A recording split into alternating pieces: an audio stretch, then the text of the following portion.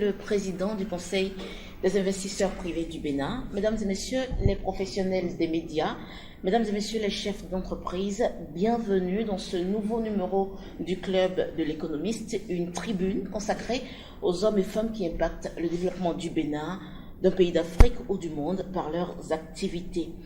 Monsieur le Président du Conseil des investisseurs privés du Bénin, soyez les bienvenus, Monsieur Roland Ribou. Alors, au cœur de nos échanges, il sera question de mieux connaître le Conseil des investisseurs privés du Bénin, les activités ayant marqué l'année 2020, son bilan, ses perspectives, sans oublier le regard des investisseurs privés que vous représentez sur quelques questions d'actualité économique liées au Bénin. Pour démarrer, présentez-nous un peu plus le Conseil des investisseurs privés du Bénin et dites-nous ce qui a conduit à sa création. En l'an 2000, j'étais le premier président et d'ailleurs parmi les fondateurs donc de l'AIFO-UMOA, Association internationale de la filière oléagineuse de l'UMOA, qui avait été fondée à Abidjan. Et j'étais président tournant, donc quand je suis descendu du poste, j'ai compris qu'il fallait avoir quelque chose. Parce qu'à l'époque, ceux qui se rappellent, le patronat, la chambre de commerce étaient guère actifs, n'est-ce pas? Donc c'est à ce moment-là que j'ai créé le CIPB avec 6 autres membres et petit à petit on a augmenté, on est arrivé à une 50aine de membres et le but c'était pas un syndicat patronal, c'était vraiment l'idée de faire un dialogue avec l'État sur les problèmes qu'ont rencontrés les entreprises de façon à avoir un meilleur climat des affaires. Alors, ça comme ça. Après toutes ces années où on est, est-ce que vous pensez que les objectifs sont en train d'être atteints? Bon, le dialogue est là. Le dialogue est là puisque nous avons un cadre de concertation avec le ministère des Finances où le groupe de travail que le CIPB anime pour l'ensemble du secteur privé est représenté. Nous avons un cadre de concertation et une collaboration avec le ministère de la Justice. Et nous venons là, nous sommes en train de créer dans ces jours-ci un nouveau cadre de concertation avec l'ARE sur les problèmes d'électricité. Donc ce dialogue, oui, nous sommes contents parce que effectivement il a bien lieu. Et l'autre point important, c'est qu'il y a eu des résultats. Il y a eu des résultats dont on pourra parler. Et donc oui, on pense que les objectifs qui avaient été fixés à l'origine ont bien été atteints. Bon, c'est un processus, ça va jamais s'arrêter, mais l'objectif de dialogue et d'obtention de certains points importants pour les entreprises, oui, ça a été bien atteint. Alors, comment est-ce que le CIPB fonctionne dans la défense des intérêts des investisseurs du Bénin? Très bien. Donc, bien entendu, comme nous ne sommes pas nombreux, à une 50aine, il y a un petit bureau de 4-5 membres qui travaillent en continu. Et notre façon de travailler, c'est des groupes de travail. Il y a un groupe de travail fiscalité, un groupe de travail justice. Il va y avoir bientôt un groupe de travail énergie. Et à partir de là, nous émettons des idées, on peut dire, et on les retransmet à la chambre de commerce, au patronat, au CONEB, d'une manière générale, et donc eux sont chargés en réalité d'appuyer notre effort. Bien entendu, nous-mêmes, nous allons directement voir le ministre des Finances, voir le ministre de la Justice. Nous avons une relation très proche avec le président du tribunal de commerce. Donc voilà, c'est un petit peu comme ça qu'on fonctionne. Et puis bien entendu, les médias, quand on peut se faire connaître dans les médias, on est content aussi. Est-ce qu'on pourrait revenir sur quelques activités phares ayant marqué les 20 pour le CIPB? Oui, il y a, disons, deux, trois choses importantes. Je me suis intéressé au problème de la Covid. Et donc, il y avait sur Canal 3 à l'époque une émission qui s'appelait Ça bouge. Et j'ai commis une quinzaine de capsules dans le cadre de cette émission pour essayer de faire comprendre ce qu'était la Covid, son importance ou son manque d'importance, enfin, ce genre de choses. Ensuite, nous avons eu aussi un travail qu'on a fait sur le numérique avec l'université d'Oxford, un consulat qui s'appelle Acumen et l'African School of Economics. Donc ça c'était une activité aussi. Et surtout, la grande activité dont on est particulièrement fiers, c'est d'avoir soutenu le commerce par une manifestation de 3 jours, un séminaire qui s'est tenu à Grand Popo en novembre. Voilà. Tenu sur quoi? C'était un sujet très important. C'était le recouvrement des créances, en particulier des créances bancaires. Donc on a été soutenu par l'association des banques et par des PTF également. Mais c'était vraiment l'activité, je pense, vraiment importante de l'année. Bon, Fluidor Bénin, 3 activités. Une activité, c'est l'huile alimentaire. Une activité, c'est le beurre de qualité alimentaire. Et une activité, c'est le décortiquage de noix de cajou. Donc, sur l'huilerie, il n'y a pas grand-chose à dire. Les quantités de matières premières sont là, puisque maintenant, il y a une production extrêmement abondante de coton. Puis on arrive aux 700 000 tonnes, enfin, ce genre de quantité qui avait été jamais vu auparavant. Donc, on ne peut pas dire qu'on va manquer de matières premières.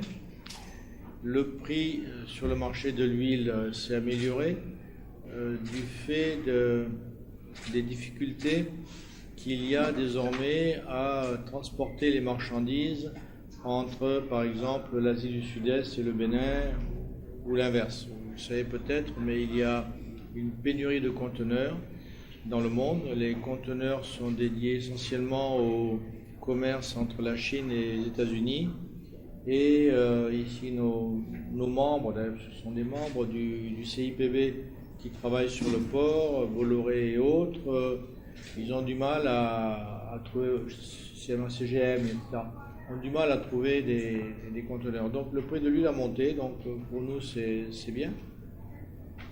L'activité cajou, l'activité karité, c'est une activité récurrente. On a transformé 15 000 tonnes à peu près, qu'on a vendu sans problème. L'activité cajou est plus délicate. On a besoin d'un soutien de l'État et la PIEX travaille actuellement à un modèle béninois de soutien à la filière cajou. Donc on attend un peu d'avoir ces résultats-là pour pouvoir dire qu'on est satisfait du point de vue du cajou. Les difficultés, pour l'année prochaine, puisque la campagne est pratiquement finie, ce sera d'avoir des quantités suffisantes de graines de coton, donc négocier avec Sodeco et les autres, puisqu'on est en train d'augmenter les capacités de façon très importante. Normalement, on devrait pouvoir transformer 150 000 tonnes de graines de coton l'année prochaine. Donc c'est un challenge et on espère que la Sodeco pourra répondre à ce challenge. Sur le karité, la difficulté, peut-être vous le savez, les arbres sont en péril, ils sont un peu vieux, les femmes qui vont récolter dans la forêt ou dans la savane, les noix sont un peu fatiguées, mais il y a des programmes pour faire des replantations de karité, mais enfin l'obstacle est là. Il faut que vraiment il y ait un suivi, mais je ne doute pas que le président Talon est très intéressé par, je ne dirais pas cet électorat, mais en tout cas ce nombre très important de femmes qui travaillent dans le karité. Je suis sûr qu'il fera de façon très attentive des efforts pour qu'il y ait cette plantation, replantation, etc. Sur le cajou, je l'ai dit juste avant, il nous faut une politique de la part de l'État pour qu'on puisse sécuriser nos quantités à un prix raisonnable. Voilà. Mais écoutez, je sais pas, vous prenez des lunettes peut-être, non? On est allé à la Semaine nationale comme d'habitude. Il y a un travail qui a été fait. On a fait une plateforme, mais la vérité c'est qu'il n'y avait aucune mesure phare sur laquelle on pouvait s'appesantir. Ce sont des petits ajustements par-ci par-là. Et puis surtout, si vous voulez, par rapport à l'ancienne gestion, il y avait des problèmes fondamentaux avec l'ancienne gestion. Par exemple, la taxation des bénéfices, donc 38%. On est arrivé à obtenir que pour l'industrie soit 25%. Il y avait par exemple cette fameuse commission des impôts qui ne se mettait pas en place. Donc on a dû lutter, puis finalement elle est en place. Donc la des impôts, c'est quelque chose qui est très intéressant, puisque ça permet aux contribuables, avant qu'ils soient redressés, de parler à un aéropage qui comprend entre autres le directeur général des impôts, et donc on ne peut pas dire des choses stupides et essayer de faire des redressements fantaisistes. Donc ça c'est très important. Aujourd'hui, nous on avait poussé beaucoup pour la numérisation. Je ne sais pas si vous vous rappelez, à une époque, les gens qui allaient payer leurs impôts, ils devaient passer 3 heures le matin au rez-de-chaussée pour essayer de faire la file pour avoir un papier, et après ils montaient au premier étage encore pendant 3 heures pour pouvoir payer. On a voulu changer ça. Et lorsqu'il y a eu une réunion, on disait, écoutez, qu'on paye à la banque. Où est le problème? Eh bien non, on n'est pas arrivé. Alors par rapport à ça, c'est un autre monde. C'est un monde où maintenant tout est informatisé, on envoie nos bilans par Internet, on reçoit des réponses par Internet, etc. Si vous voulez, donc on est dans cette période de numérisation qu'on a souhaité, et ils sont allés vraiment au-delà de ce qu'on avait demandé. Donc c'est vrai que pour l'instant, ça peut vous paraître, on n'a rien à brandir de vraiment fondamental. Donc voilà. Mais on est présent, on a participé. Bon, écoutez, moi je pense que du côté de ces partenaires, il y a eu de gros changements. Si vous vous rappelez bien, dans le temps, il y avait une petite guerre entre le patronat et la chambre de commerce, et on passait son temps un petit peu à ça. Et ça polluait vraiment l'environnement des affaires par rapport au dialogue avec l'État. Maintenant, on est en face d'une chambre de commerce qui a été complètement réorganisée, avec à sa tête quelqu'un qui vraiment a des ambitions pour la chambre. Du côté du patronat, ça s'organise également.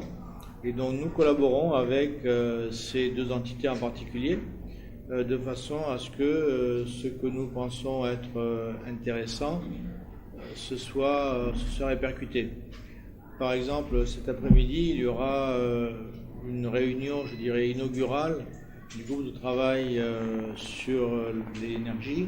Ça va se passer à la Chambre de commerce avec des acteurs qui sont les différentes associations, ASNIB, GIB, etc. Oui, ce genre de choses. Donc, vraiment, il y a une collaboration. On n'est plus dans l'idée c'est moi, je veux apparaître, pas les autres, je suis plus important, ma chaise doit être plus grande que celle de l'autre. C'est complètement changé. Donc maintenant, c'est vraiment ce qu'on souhaitait, une bonne collaboration avec ces entités. Et bien entendu, ensuite, c'est répercuté au niveau de l'État. Et je sais que le président Talon, par exemple, lorsque je fais une intervention, ça l'intéresse. Par exemple, il y avait eu le mois du consommé béninois, si vous vous rappelez, qui est organisé par l'État. Et j'étais intervenu en disant, mais c'est pas normal. Lorsque nous produisons de l'huile, elle est testée, retestée, etc. Tout le monde vient pour être sûr qu'on a vraiment mis tout ce qu'il fallait mettre, vitamine A et autres. Et lorsque l'huile vient de l'étranger, de Malaisie ou autre, ça vient comme ça.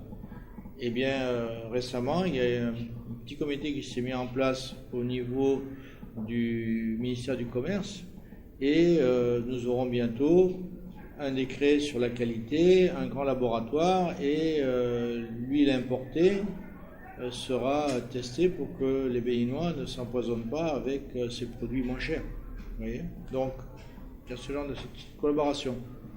Écoutez, je pense que le premier point, c'est d'essayer de raisonner en filière. Par définition, on ne peut pas saupoudrer, on ne peut pas aider tout le monde. Je pense que l'une des grandes filières, c'est et ce sera l'agro-industrie. Donc je pense que l'État va très certainement continuer l'effort qu'il a commencé à faire de façon à ce que différentes filières identifiées puissent s'améliorer. Au bout de la filière, il y aura forcément des industries qui vont se créer, artisanales, industrielles, enfin il y aura une activité de transformation. Ça, c'est très important. Et puis l'autre point dans ce domaine-là, c'est le numérique, puisque les Béninois ont cette compétence, ils sont assez bons en maths, et au point de vue des programmes informatiques, ils sont doués. Donc dès l'instant on aura une énergie qui sera disponible, où il y aura la fibre optique partout, on pourra développer ça aussi. C'est 2 points. Et tout naturellement, on va voir émerger des champions. Et à ce moment-là, ce sera le rôle de l'État de faire un dialogue incessant avec ces champions pour voir de quoi ils ont besoin pour croître et grossir. En fait, les cibles, c'était quand même beaucoup les PME, PMI, donc qui ont bénéficié d'un certain nombre d'aides que je ne vais pas vous énumérer, mais je trouve citer quand même un cas chez nous, c'est un hôtel, 500 millions de prêts à 3 ans, taux zéro.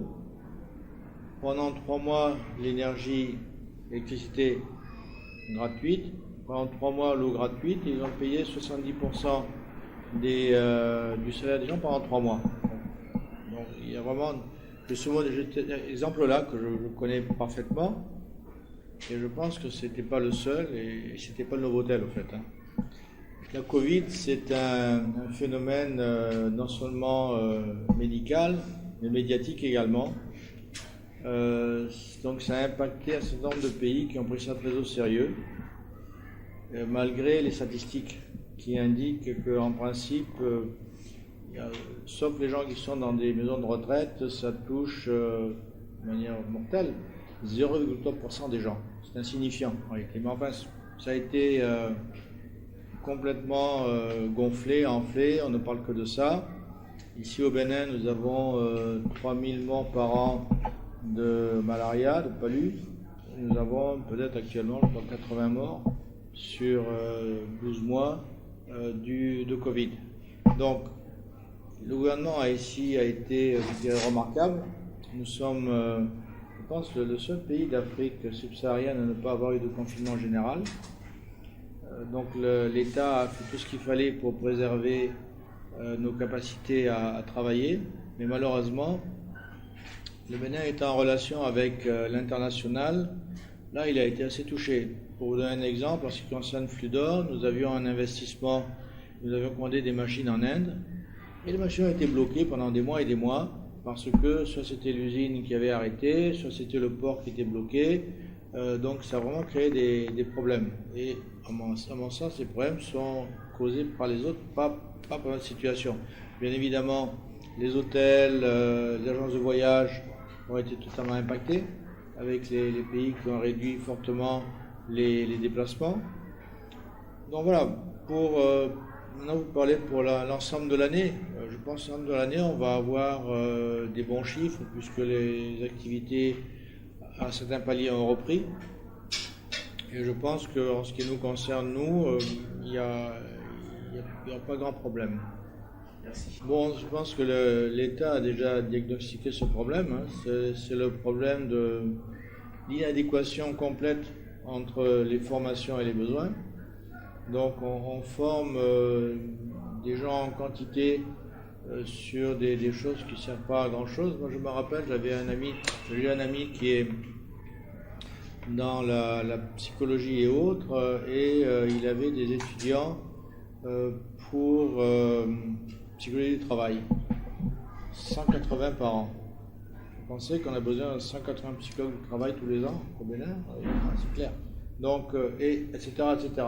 Ce qui veut dire qu'il faut complètement modifier la façon de voir les études et faire en sorte qu'il y ait davantage de gens qui soient formés pour les besoins du pays.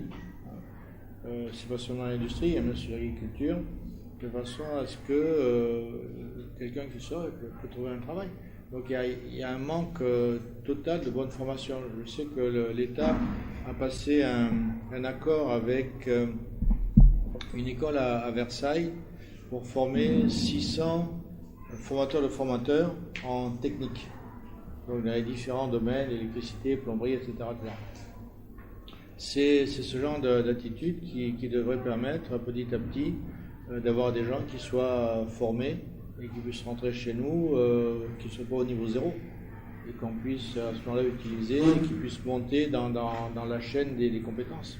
Ça, c'est un peu général. Bon, D'abord, il y a un plan. Ça, c'est déjà une bonne chose. Et c'est un plan que le gouvernement s'efforce de suivre.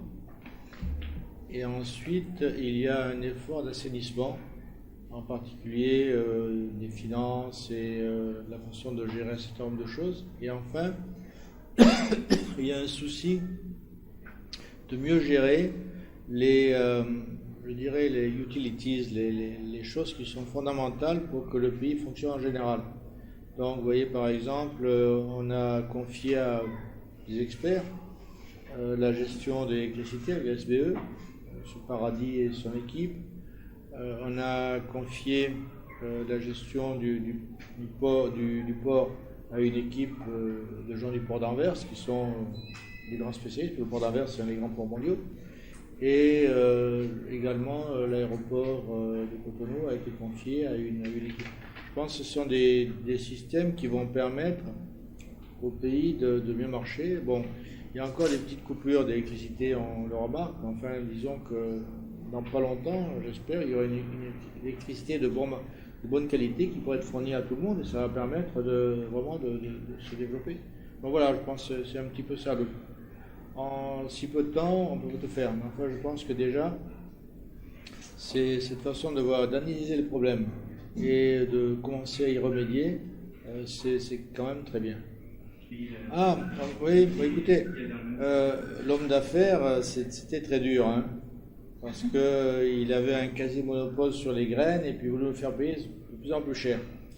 Bon, maintenant qu'il est président, ouf, les prix sont un peu redescendus. En plus, de son côté, il a fait en sorte que la filière rebondisse complètement, hein, puisqu'on est passé des bas de 140 000 tonnes à des 600, 700 000 tonnes. Donc, bon, en tant que président, je préfère.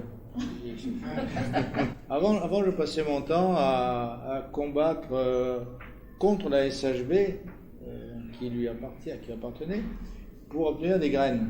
Maintenant, on ne sait plus quoi en faire, si vous voulez. Hein. Il y en a tellement qu'il n'y a plus aucun problème. Donc, on a une relation très amicale avec la SHB. C'est quand même beaucoup mieux. Je le répète, c'est des réformes sur le long terme.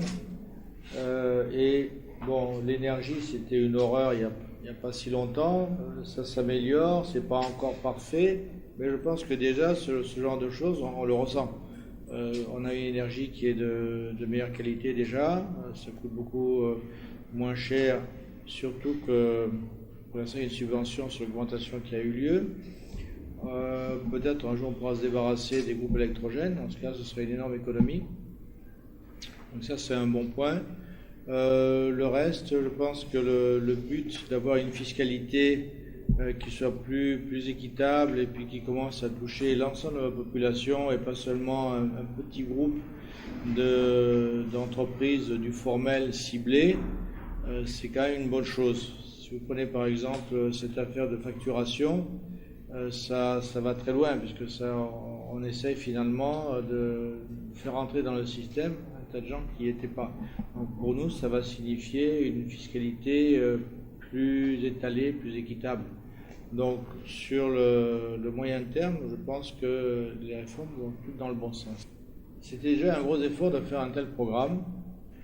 Le petit reproche que je ferai, c'est que l'aspect filière industrie n'avait pas encore été abordé. Je me rappelle, j'ai assisté à la séance avec, lorsqu'on a eu au palais présidentiel toute explication sur le PAG. Bon, mon ami Lazare Sewetto, le truc était un peu court sur autant certains programmes étaient vraiment très précis, celui-là était un peu court. Donc je suis persuadé que maintenant ce second quinquennat va porter sur des choses très précises sur ce que doit être le développement. Et bon, on a maintenant une zone économique à Belgique Bay. Je pense qu'on va s'attaquer à ce problème-là. Pour le reste, qu'est-ce qu'on peut dire de mal sur le fait qu'on s'est attaqué à l'énergie, qu'on s'est attaqué à tout un ensemble de problèmes indispensables pour que le pays fonctionne bien. Et puis bien sûr, le réseau routier sur lequel un gros effort a été fait. Voilà. Oui, bien sûr. Je pense que ce qui est important, c'est justement le dialogue. Par exemple, on a un dialogue sur la fiscalité, on a un dialogue sur la justice, on a un dialogue maintenant qui va commencer sur l'électricité, je pense qu'il faudrait essayer d'aller un peu plus loin, mettre la Chambre de commerce en avant pour qu'elle puisse, de façon formelle, créer un grand groupe qui pourrait discuter avec les ministères des futures évolutions. Parce que, bon, quelles que soient les idées qu'aura le président ou qu'auront ses ministres ou ses conseillers à la présidence, c'est quand même bien si ça peut être dialogué avec le secteur privé. Oh, à mon avis, c'est une attente très importante, oui. Oui. Et cette notion aussi de filière et de champion, c'est important. Différents secteurs dans lesquels ça n'a pas trop de sens d'intervenir, par exemple sur le coton, on est au bout de la chaîne. Donc ce sont les égreneurs qui sont en contact direct avec les paysans. Par contre, sur le karité, alors lui effectivement, nous avons une position qui consiste à aider le maximum les groupements de femmes avec des équipements, des formations, de façon à ce qu'elles sachent comment conserver les noix le mieux possible, petits équipements, des bottes, des gants, etc., ce genre de choses. Donc effectivement, on a une action dans ce domaine. Et sur le cajou aussi, on a un peu commencé à essayer d'avoir des liens avec certaines coopératives, de façon à leur donner une préférence pour les achats et en même temps obtenir qu'elles soient mieux organisées, qu'elles comprennent quelles sont les différentes qualités, le fameux KOR et autres points. Parce qu'il y a un gros problème de formation au niveau des planteurs qui souvent vendent leurs produits un peu comme ça. Il y a d'abord un problème général, c'est sans même parler de métier particulier. Il y a un problème général qui est le problème de l'illettrisme, donc qui est quand même toujours très important au niveau des adultes. Moi je pense que c'est quelque chose qu'il faudrait prendre à bras le corps. D'autres pays l'ont fait, même si par ailleurs en tant qu'économie économique ce ne sont pas des modèles. Cuba, par exemple, est arrivé à se débarrasser de l'illettrisme. Ils ont des méthodes qui peuvent diffuser dans différents pays. Ce serait intéressant que ce gouvernement s'intéresse à ce sujet, parce que sinon, vous avez toute une partie de la population qui est finalement exclue du véritable développement, même s'ils travaillent très dur sur la terre et autres. Donc, c'est important d'avoir ça. C'est un bon moyen pour aider à des formations à tout niveau. Parce qu'on ne parle pas seulement de formation des gens qui vont entrer chez Fudor, on parle aussi de formation des gens qui eux-mêmes ont leur lopin de terre ou des terrains importants et qui pourraient mieux travailler si ils avaient moyen d'avoir accès à la lecture, à l'écriture. Après, il y a l'autre sujet que j'ai effleuré, c'est le sujet du numérique. Donc je disais que les Béninois sont bons en maths, il faudra aller plus loin. Il faudrait vraiment créer des écoles où on pourrait faire ce que certains pays ont fait, utiliser en particulier la méthode de Singapour en mathématiques, qui est bien meilleure que les méthodes traditionnelles actuelles et qui permettrait justement peut-être de repérer encore davantage de jeunes qui puissent à un moment donné travailler dans ce domaine-là, le domaine du numérique. Vous savez, moi je suis persuadé que l'avenir du Bénin, c'est quand même l'agriculture. Donc, ce qu'il faudrait faire, c'est arriver à des systèmes où ces jeunes comprennent que leur avenir est peut-être davantage au village qu'à la ville, et qu'on puisse leur donner les moyens de travailler justement sur les terres. Il paraît qu'il y a 70% des terres cultivables qui ne sont pas cultivées. Donc ça veut dire qu'il devrait y avoir en principe un énorme marché. Bon, c'est pas glorieux, hein.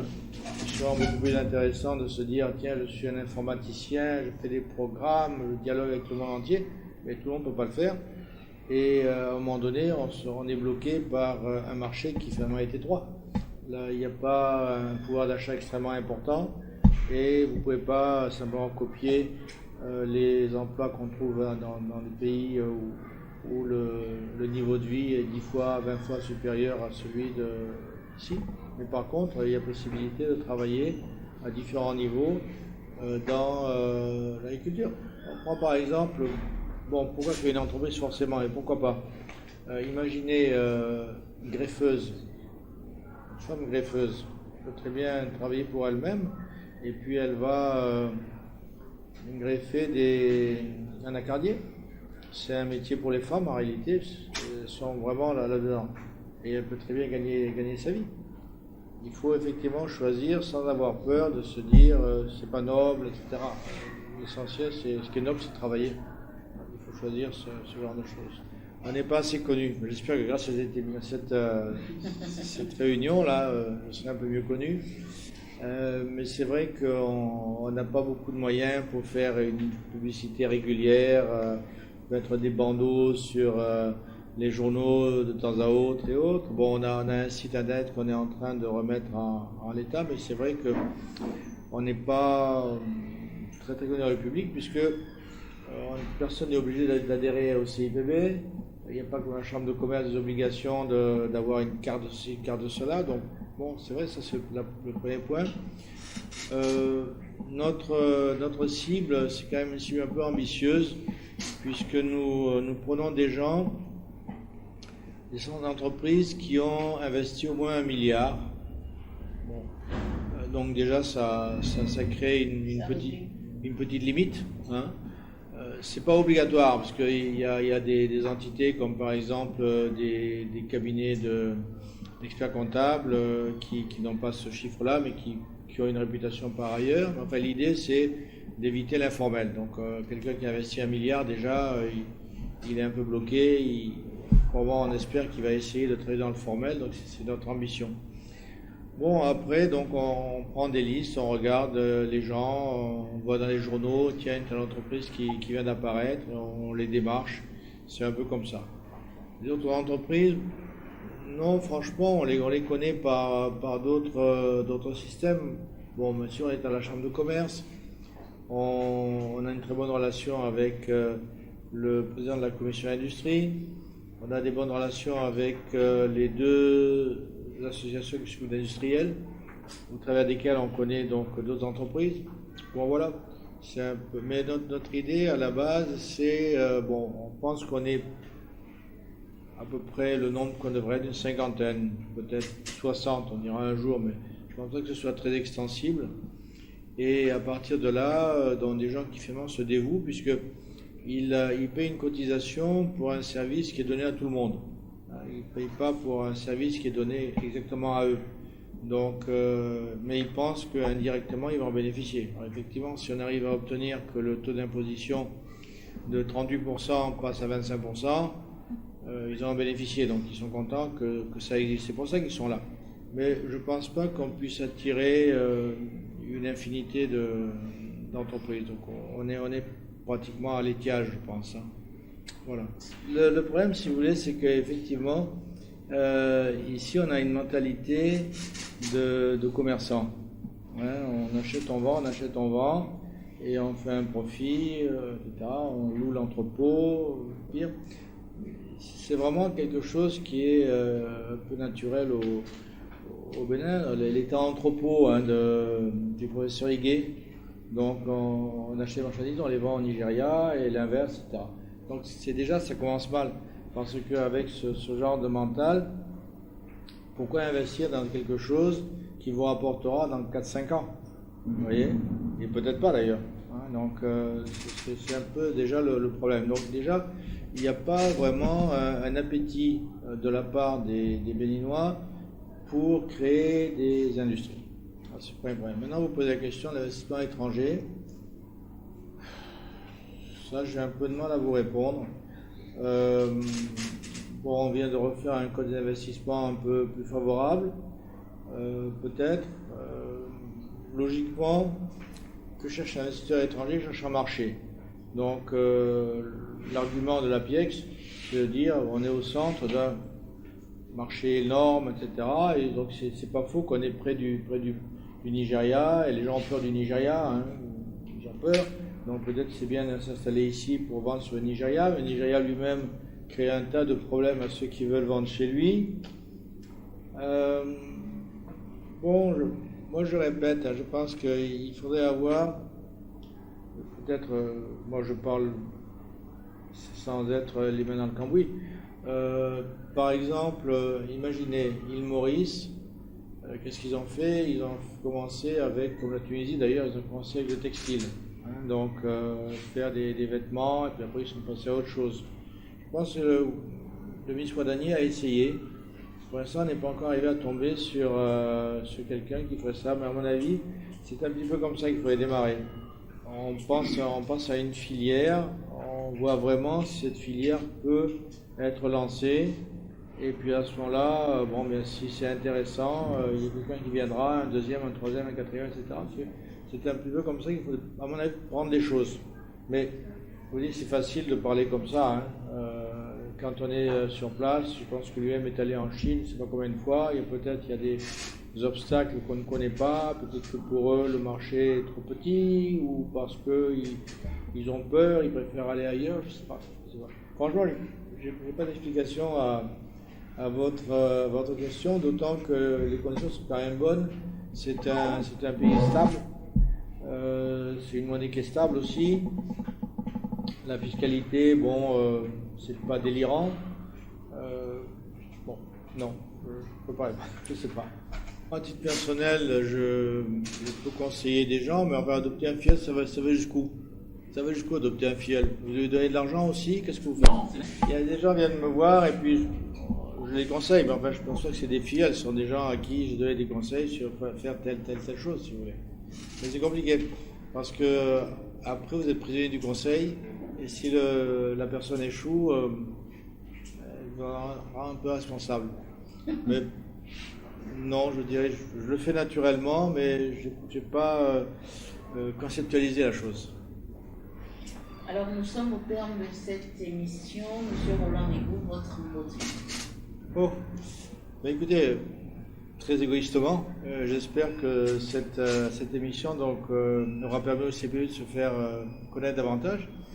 Et je répète que le CIPB fait des choses de façon relativement désintéressée, en ce sens qu'on ne va pas vers l'intérêt du membre en particulier, mais on fait les choses de façon globale, de façon à voir ce qu'il peut faire.